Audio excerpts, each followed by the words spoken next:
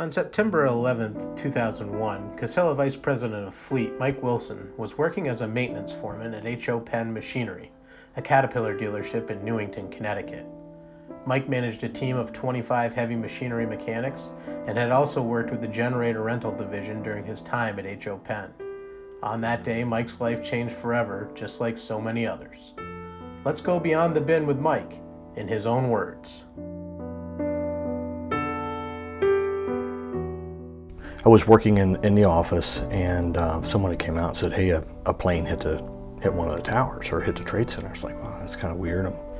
Crazy accident, right? And then went back to work, and then someone came out and said, hey, someone hit the other tower with a plane. And at that point, it's like, okay, it wasn't an accident.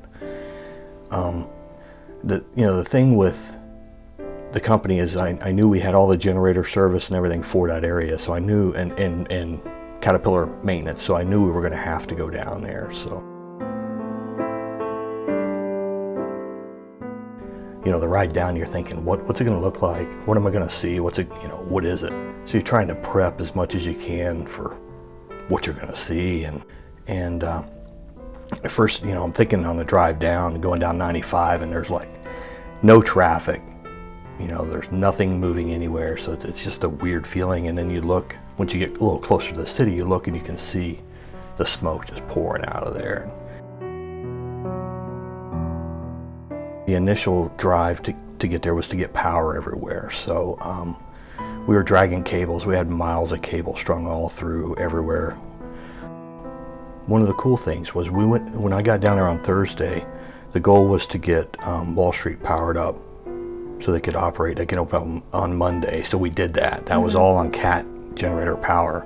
It was one of our priorities to get Wall Street back up and going. So I thought, I felt pretty good about that. We were able to get it done. And they show stuff on the news and pictures and video and all that. And if that's all you see, that's all you know. But really, when you're down there and you see it in person, that didn't do it any justice to how it really looked and how bad things really were.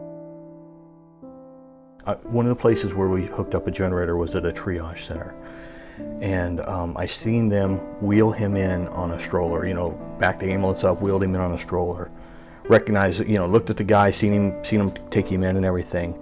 And then I don't know, later that night, probably 8 to 10 hours later, maybe at the most, the guy comes walking out, limping, walking back over to go back and help again. Yeah, it was the craziest thing, because in his mind, he was there to do one thing, and that was to help out and maybe save one person, right?